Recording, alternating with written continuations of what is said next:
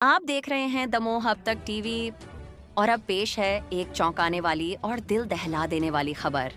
Love story से crime story तक का सफर। 20 साल की माही की दर्दनाक मौत।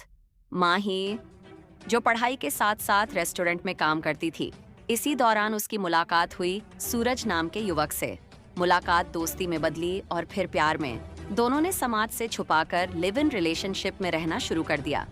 लेकिन कहते हैं ना, जब प्यार का खुमार उतरता है तो असली चेहरा सामने आता है। माही और सूरज के बीच आए दिन झगड़े होने लगे। वजह थी सूरज की दूसरी लड़कियों से नजदीकियां। एक दिन माही ने सूरज के मोबाइल में दूसरी लड़कियों के साथ चैट पढ़ ली। यहीं से रिश्ते में आग लग गई। दोनों के बीच जमकर विवाद हुआ और इसी विवाद ने एक मासूम जिंदगी छीन ली। सूरज ने गुस्से में आकर माही की बेरहमी से गला दबाकर हत्या कर दी।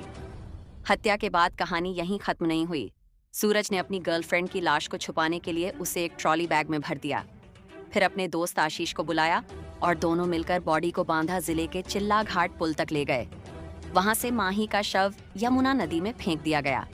लेकिन बात यहीं खत्म नहीं हुई। सूरज ने पुलिस और माही के परिवार को गुमराह करने के लिए माही के मोबाइल से लगातार मैसेज करता रहा, ताकि किसी को शक न हो कि उसकी हत्या हो चुकी है। लेकिन सच ज्यादा देर तक छुपा नहीं रहता। पुलिस की सख्ती और पूछताछ के बाद सूरज ने सब कुछ कबूल कर लिया।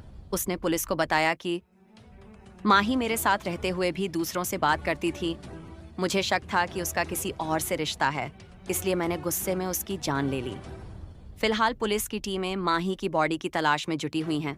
बांदा, फतेहपुर, कौशाम्बी और प्रयागराज जिलों में पुलिस लगातार जांच कर रही है। ये मामला सिर्फ एक लव स्टोरी के खतरनाक अंत की कहानी नहीं है, बल्कि एक बड़ा सबक भी है कि शक और झगड़े अगर बढ़ जाए तो नतीजे कितने भयानक हो सकते हैं। में वो काम करती थी नवस्था से घाटमपुर रोड में। तो इसने कुछ कर दिया तो वो चली गई इसके साथ 10 जुलाई को। 10 जुलाई से इसने 10 दिन उसको रखा है, एक कमरे में रही है। और कहते हैं उसके बाद में 21 तारीख से को इसकी इसकी झगड़ा हुआ है कानाफूर में। और किस बात पे, ये किसी लड़की से बात कर रहा था तो उसने जो भी कह दिया हो, सेटिंग वेटिंग देख ली हो जो भी। और क्या कहते हैं, इसने फिर झगड़ा हुआ है, वो चली गई है। और इसने वहाँ जाके कमरे में घूमता रहा और उसको गला दबा के उसको मार दिया। फिर कह रहा, उसने बयान किए हैं कि मैंने गला दबा के मारा है, मार के और ट्राली बैग में रख दिया है, उसमें भर दिया है, भर के। और वहाँ क्या नाम है, एक अपने दोस्त को बुलाया है, आशीष नाम था उसका। और वो आया है, फिर कहे 2 बजे निकले हैं तो 5:30 बजे पहुँचे हैं बांदा जिला, उसमें जमुना जमुना में। और क्या नाम है वो पुल, कौन कहते हैं, चिल्ली पुल, चिल्ली घाट पुल, चिल्ला घाट पुल, उसमें उसमें बीच पुल से ना इसने बताया है कि हमने फेंक दिया। वहाँ से आया है, फिर क्या कहते हैं, हमको गुमराह किया है। मैसेज मेरे लड़की के फ़ोन से मैसेज करता रहा, हमको करता रहा, मेरी लड़की को करता रहा, मेरे लड़के को करता रहा। हम लोग जैसा बोलते रहे वैसा जवाब देता रहा। हमने इससे पूछा तो उसने कुछ नहीं बताया, हमको मालूम नहीं है। फिर क्या कहते हैं,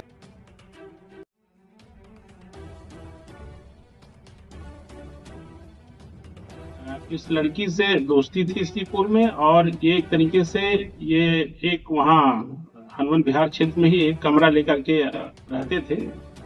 और जब ये लड़की किसी अन्य लड़के से भी बात करने लगी तो इस लड़के ने उस पर एतराज किया और इसी को लेकर के इनका विवाद हुआ था। रात्रि में ये उस लड़की के कमरे पर गया और इसने उसको पहले दीवार से ठोकर मारी और उसके बाद उसकी गला दबा करके हत्या कर दी। हत्या करने के पश्चात इसने अपने एक अन्य मित्र आशीष, जो मूल रूप से जाफरगंज फतेहपुर का रहने वाला, उसको बुलाया और दोनों लड़कों ने एक बाइक में इसकी बॉडी को एक बैग में पैक करके उसको वहां से लगभग 80 किलोमीटर दूर चिल्ला घाट जनपद बांदा में ले जा करके यमुना नदी में उसको डाल दिया था। अब इसमें हमारी टीमें भी लगी हुई हैं। अभी इसमें बॉडी की रिकवरी नहीं हो पाई है, लेकिन बांदा और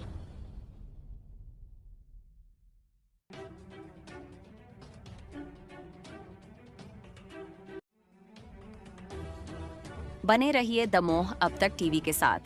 मध्य प्रदेश और आसपास की हर छोटी बड़ी खबर सबसे पहले पाने के लिए चैनल को सब्सक्राइब करें और बेल आइकन दबाएं।